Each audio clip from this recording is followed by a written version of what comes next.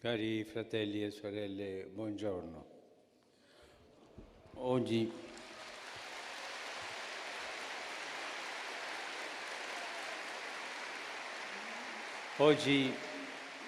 vorrei svolgere la seconda parte della riflessione sulla figura del padre nella famiglia.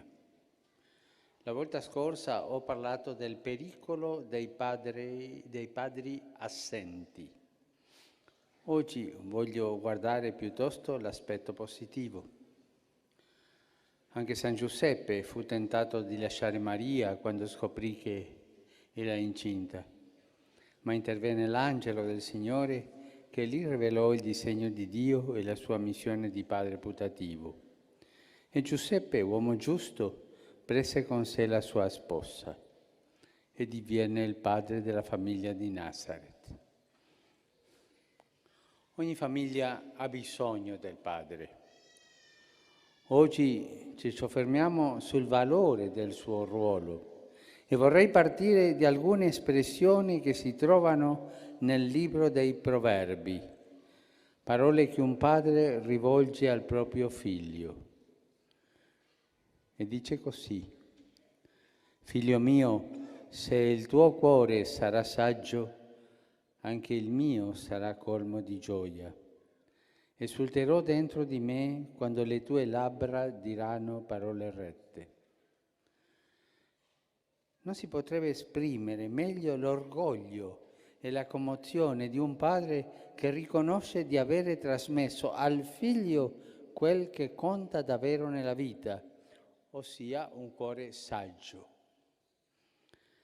Questo padre non dice: sono fiero di te perché sei proprio uguale a me, perché ripete le cose che dico e che faccio io. No, non dice qualcosa.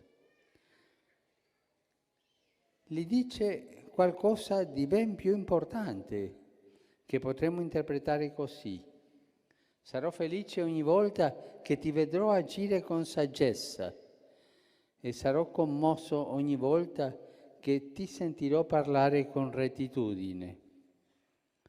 Questo è ciò che ho voluto lasciarti, perché diventassi una cosa tua, l'attitudine a sentire e agire, a parlare e giudicare con saggezza e rettitudine. E perché tu potessi essere così, ti ho insegnato cose che non sapevi, ho corretto errori che non vedevi. Ti ho fatto sentire un affetto profondo e insieme discreto, che forse non hai riconosciuto pienamente quando eri giovane e incerto.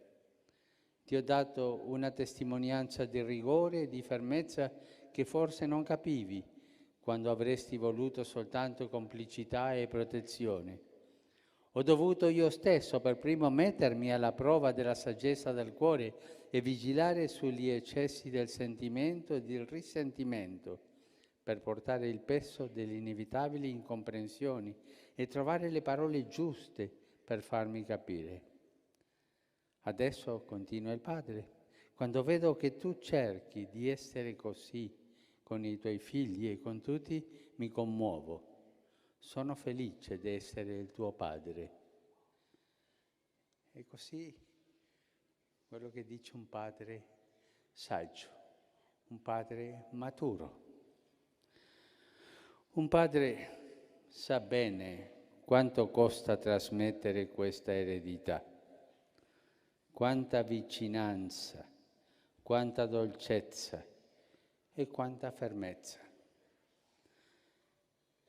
Però quale consolazione, quale ricompensa si riceve quando i figli rendono onore a questa eredità. È una gioia che riscatta ogni fatica, che supera ogni incomprensione e guarisce ogni ferita.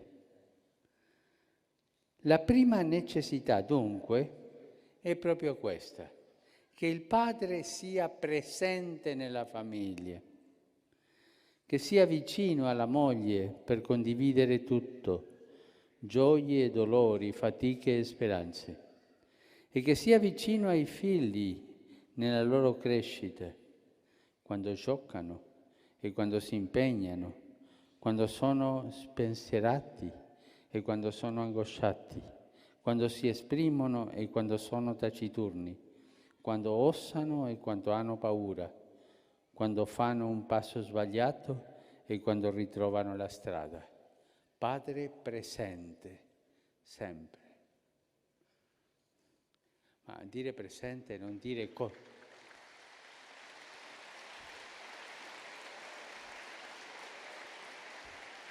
dire presente non è lo stesso di dire controllatore, perché i padri troppo controllatori annullano i figli, non li lasciano crescere.